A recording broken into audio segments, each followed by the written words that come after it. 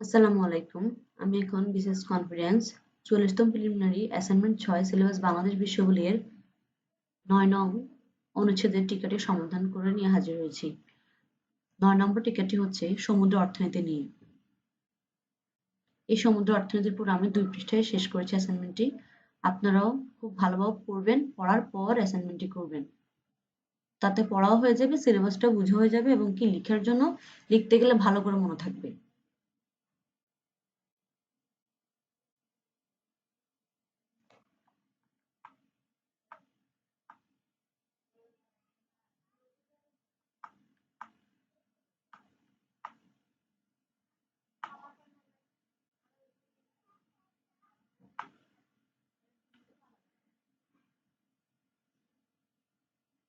এটা হলো ২য় পৃষ্ঠা।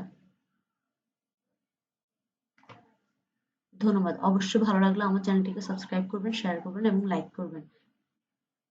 এবং অবশ্যই পরবর্তী ভিডিও আসার সাথে সাথে যেন আপনার কাছে পৌঁছে যায় ইউটিউবের বেল আইকনটি ক্লিক করে রাখবেন যাতে আমার অল ভিডিওসগুলো আপলোড হলে আপনারা পেয়ে যান।